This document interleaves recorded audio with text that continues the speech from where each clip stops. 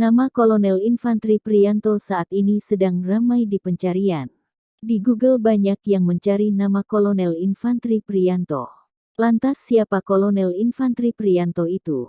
Melansir Tribun Manado, sosok Kolonel Infantri Priyanto merupakan Kasih Intel Kasrem 133 NW Gorontalo Kodam 13 Merdeka. Sebelum menjabat Kasih Intel, Kolonel Infantri Priyanto menjabat Irutum Itdam 4 Kodam Diponegoro.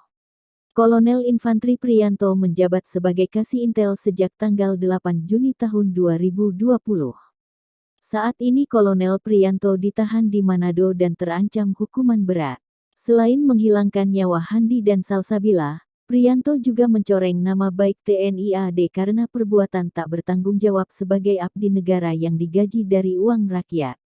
Dua pelaku lainnya adalah Kopral 2 Datugas di Kodim Gunung Kidul, Kodam Diponegoro.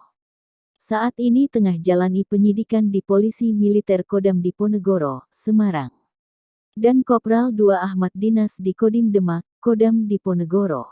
Saat ini tengah jalani penyidikan di Polisi Militer Kodam Diponegoro, Semarang. Melansir Tribun News, ketiganya diduga dalam kecelakaan sejoli Handi dan Salsabila di Nagrek, Bandung, Jawa Barat. Yang membuat viral, bukannya membawa ke rumah sakit, ketiga aparat negara ini membawa dan membuang korban di sungai. Hasil penyelidikan sementara polisi, salah satu korban Handi, dinyatakan masih hidup saat dibuang ke sungai. Polresta Bandung melimpahkan penyidikan dugaan keterlibatan oknum TNI AD itu. Dalam peristiwa itu sejoli Handi dan Salsabila jadi korban kecelakaan. Jasad keduanya dibuang dan ditemukan di Sungai Serayu pada tanggal 11 Desember lalu. Panglima TNI Jenderal Andika Perkasa pun mengambil tindakan tegas. Andika Perkasa telah memerintahkan penyidik TNI dan TNI AD serta Auditor Jenderal TNI untuk lakukan proses hukum. Hal itu dikatakan Kepala Pusat Penerangan TNI Mayor Jenderal TNI Prantara Santosa melalui keterangan yang diterima pada Jumat tanggal 24 Desember. Sebelumnya, Kabid Humas Polda Jabar Kombes Pol RDA Caniago mengatakan kasus ini dilimpahkan karena pelaku oknum TNI AD.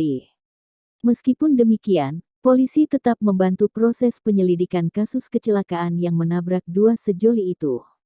Terkait alasan pelimpahan kasus ini dilimpahkan ke Pomdam 3 Siliwangi, RD mengatakan, hal tersebut berdasarkan hasil temuan penyelidikan saat hari kejadian. Kapendam 3 Siliwangi, Kolonel Infantri Ari Trihedianto yang hadir di Mapolda, menambahkan, dari hasil penyelidikan sementara dugaan pelaku mengarah pada anggota TNI.